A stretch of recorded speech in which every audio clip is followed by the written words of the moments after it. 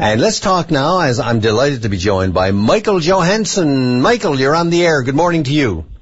Good morning, Bill.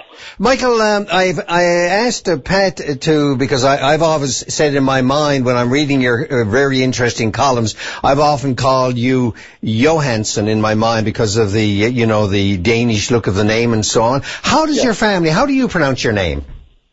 Well, you've got it right. I'll give you my full name. I've been doing this since I was a little kid to entertain people. Sorry.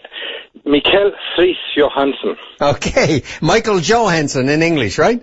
That's good enough. Okay. Michael, listen, I can't say how delighted I am that you joined us because Brad Cabana, before we get into your fantastic book, The Boy Who Walked, The Death of Burton Winters and the Politics of Search and Rescue, which came out, I believe, at the end of October, did it? Well, no, it's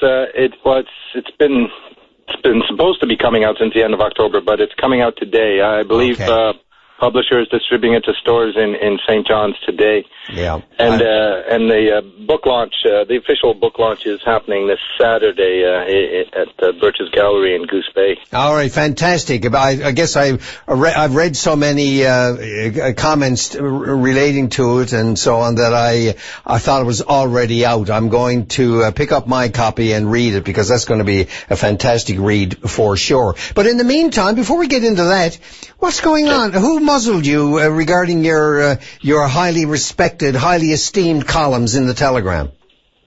Well, it is the editor who is in charge of the Aurora and the Labradorian. Okay. Let me go back a bit. When you were talking and you mentioned Ray Guy and your own experience, that's exactly what happened to me there. That's how it started.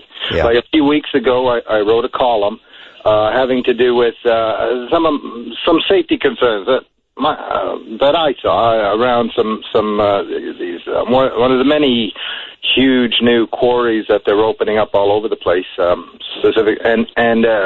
I sent that in, the Telegram editor came back to me and said, "Well, the same sort of thing. You've been going on a bit about this, and I've been skirting libel issues a few times."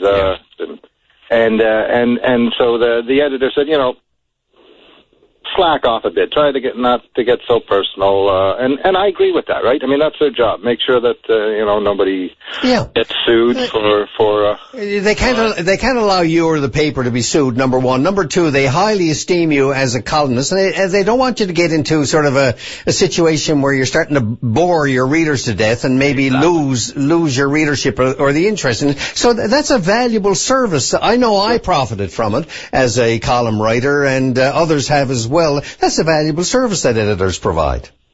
Sure, exactly. I mean, that's I don't want to be sued. I mean, it often helps a journalist's career, but still, it's very very inconvenient.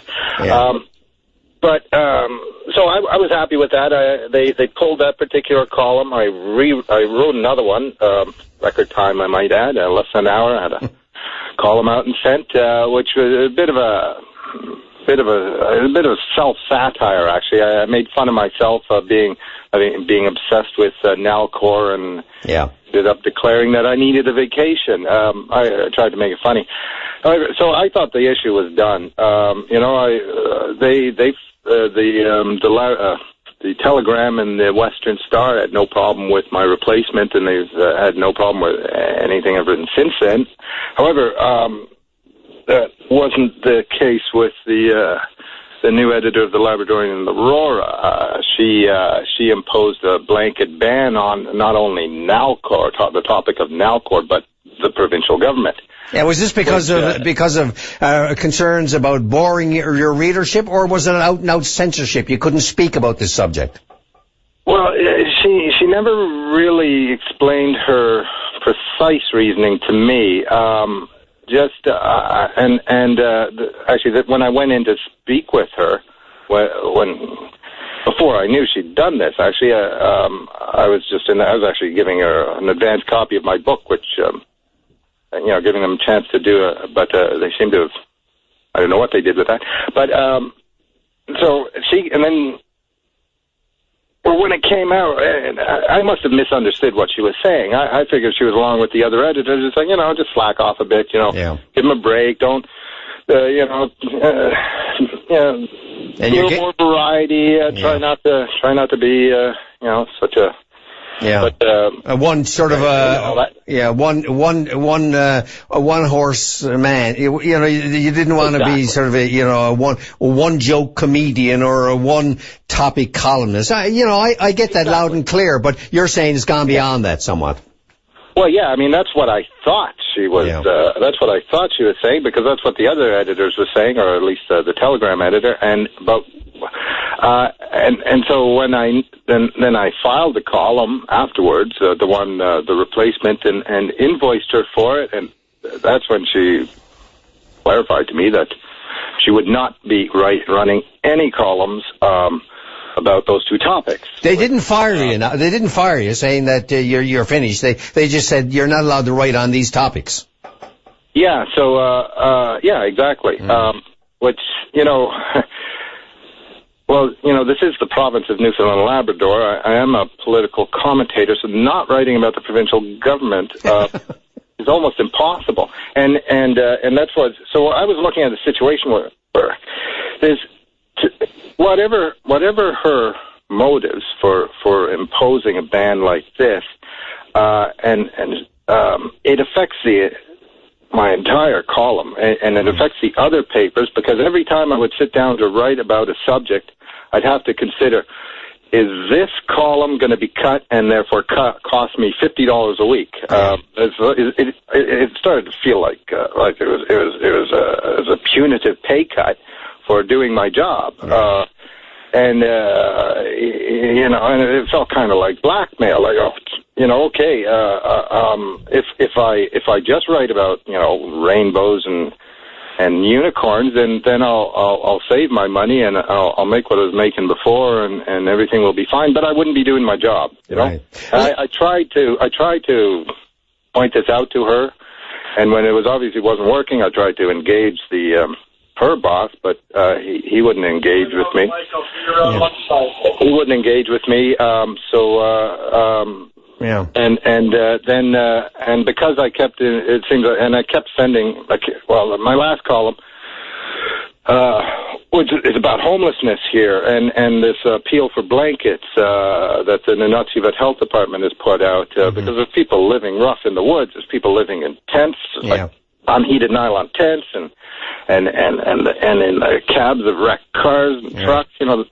They need blankets. It's getting cold. It's obviously a legitimate topic for me to write about. Michael, I'm going to have to say to you, we're going to have to move on now before my editor goes off the head and says, hey, you can't spend too much time with one caller on an open line show. But listen, it's what I want to say to you is this. I think we got the situation clearly in our heads. Will you keep us posted in days to come as to what the end result of all this, this censorship, for want of a better word, what the end result of it all might be? Number one. Number two, just remind us again, the launch of your book, The Boy Who Walked, The Death of Burton Winters and the Politics of Search and Rescue. That's been launched in Happy Valley Goose Bay tonight, you say? It's being launched it's being released to stores in St. John's today. It's going to be the official book launch. I'm going to do a reading, and there'll be copies available for sale and signing. That's at 7 p.m. On Saturday. That's okay. 16th, I believe, in Happy Valley Goose Bay at the Birches Gallery in the lower end of the valley on Hamilton River Road. Okay, now I'm going to say goodbye to you now, Michael, with an invitation as well to talk to us in days to come about this book. This is a highly important book that you have put out. We don't have time to do justice to it now, but I'll rely on you to give us a dingle in days to come, so we can devote some time, not an adequate amount, but at least some time to the book itself. Will you do that? Oh, I'd be happy to. Okay, that's great. I got to go to break now, unfortunately. We all have our people who sort of ride herd on us, don't we? I have Danielle out there giving me signals that the break time has gone by almost 3 minutes. So I got to say goodbye to you now, and we'll talk again in the future. I hope, in any event, you'll get in touch with us. Okay, I will. Thanks. Thanks a lot. Bye. Bye-bye. Bye. Michael Johansen, columnist and author, and disconcerting revelation there, and we don't know if the editor would like to give us a call and tell us what their reasons are, or maybe she and others involved in the newspapers consider it to be an in-house issue. I respect that, but of course it leaves questions unanswered.